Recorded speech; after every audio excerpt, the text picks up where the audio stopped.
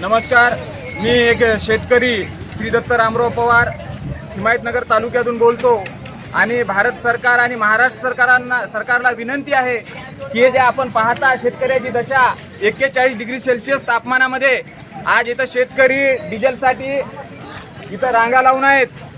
कारण मोदी सरकार साहेब, आपण जे 2014 मध्ये जे आश्वासन दिला होता या देशातल्या जनतेला भोळ्या भाबड्या, तुम्ही ते एकही आश्वासन न पूर्ण करता आज कधी नोटबंदी, कधी कोणती बंदी, आज एक तर शेतकऱ्याची अशी भयानक दयनीय अवस्था केलात आपण.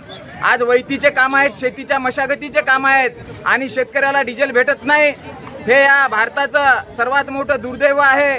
तुमच्या विदेश नीतीला आमच्यासारखे शेतकरी कंटाळलेले आहेत. तुम्हाला एक हात जोडून विनंती आहे शेतकरी म्हणून की तुम्ही आम्हाला डिझेलची व्यवस्था करून द्या, बँकेत पैशांची व्यवस्था करून द्या. आज बँकेमध्ये सुद्धा नोटा भेटत नाहीत. शेतकऱ्याच्या शेतीमध्ये खत टाकायला जर आज गेलं तर जवळपास 2500 रुपयाला एक खताचं पोतं विकल्या जात आहे आणि हा पैसा शेतकऱ्याकडून तुम्ही लुटत आहात.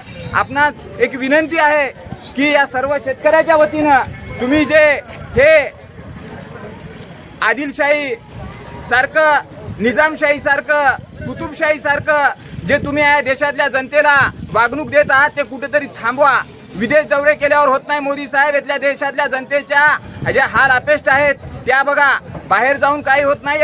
तुमच्या देशातली जनता जर मरत असेल, वन भटकत असेल एवढ्या 41 डिग्री सेल्सिअस तापमानात, तर तुम्हाला त्या पदावर राहण्याचा काही कुठलाही अधिकार नाही. आणि महाराष्ट्रातल्या सरकारला सुद्धा विनंती आहे की आपण सांगता देशातल्या कुठेही इंधनचा तुटवडा नाही. मग हे का लोक एवढे थांबले, हे कशासाठी थांबले? यांना शोक आहे का एवढ्या उन्हामध्ये थांबण्याची? तुम्हाला पुन्हाच एकदा विनंती आहे की देशातल्या शेतकऱ्याला, बळीराजाला वेठीस धरू नका. तुम्हाला हात जोडून विनंती आहे. अन्यथा हा जर शेतकरी रस्त्यावर उतरला तर तुम्हाला घरामध्ये लपल्याशिवाय पर्याय राहणार नाही. आणि बाहेर रस्त्याने जर फिरायचं असेल तर हे जी परिस्थिती तुम्ही आणली या देशामध्ये ते पूर्व पदावर आणा. हे तुम्हाला हात जोडून विनंती आहे.